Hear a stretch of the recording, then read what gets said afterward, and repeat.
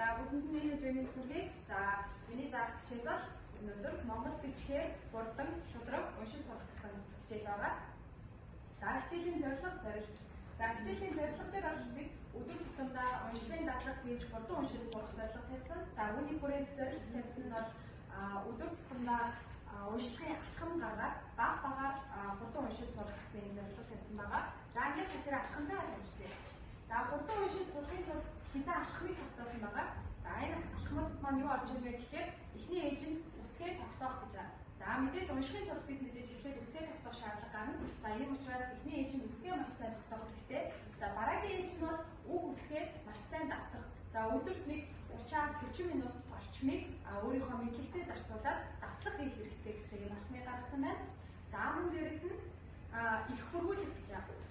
За Монгол бичгийн эхийг бодоод сэтгэхэд за тэтэр дээр хургуулсан буулгахад унших чадвар маш их сайжирдаг. Ийм учраас их хургуулгын бас нэг уншлах процесс сайжруулах алхам болж өгч байгаа.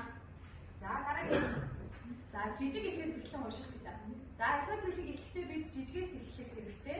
За үгүй бол томоос эхлэх юм бол сурах явц удаашрах, за сурахад шантрах зүйл гарах гэх мэт маш олон тийм сул талтай учраас бүгдээрээ жижиг хэсгээс эхлэх хэрэгтэй гэж үзээд жижиг ихээс эхлэн унших гэсэн юм алхам гаргаж ирсэн байгаа. За дараагийнх нь болохоор амархан үгээс эхлэн унших гэж байна. За хэтэрхий хэцүү үгийг уртаа зориулах болохоор за үүнийг ингээд давтан хийхээсээ илүүтэйгээр эхний ээлжинд амархан үг гэсэн үг үсгүүдээ сурах бидний хурдан сурах, хурдан унших юм дадлыг бий болгох байгаа.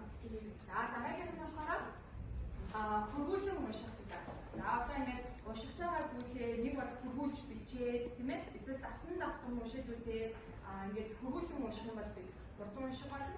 За дараагийнх нь болохоор ихээ уртсаж үгээ хөндрүүлж унших юм бол хурдан унших болон сайн уншихад дундаа тасралгүй ч гэдэг юм уу гацалгүй сайн унших тийм нөлөөтэй байгаа.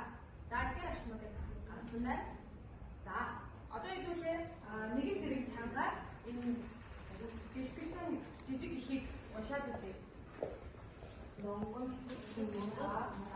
ямар ч ажил хэрэгжилтэй байхад Монгол бичгээр уншиж бичиж сураарай. Эзэн болгон Монгол нийгмийн бүрийг хариуцлага тавьсан. За жижиг ихийг бол уншиж байгаа. За дараагийн за одоо энэ хэцүү ихийг бүгдээр унших гад үзье. Нэг хэцүү бол биш.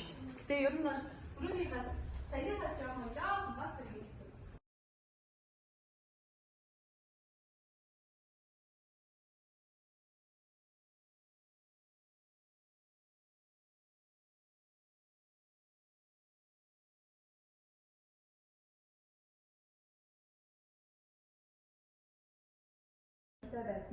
Байснаа алдаа эрэлт мөрчээ.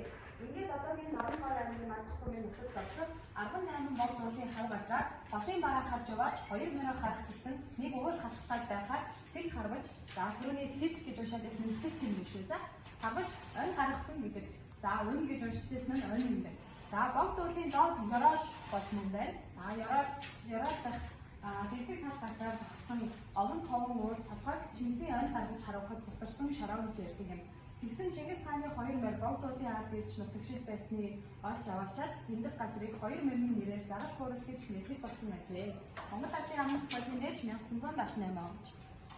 За одоо хэдүүлээ нэг сонирхолтой юм гэж үзэн заяа. За бүгдээрээ дэвтрээ үзгээ гаргаад бэлтгэж тэгээд эндээс минут харж агаад тэр хурдан хөрвүүлж биччихин тэрийг нь үзье. Энэ тэрийг нь хөрвүүлж бичих. За тэгээд нийт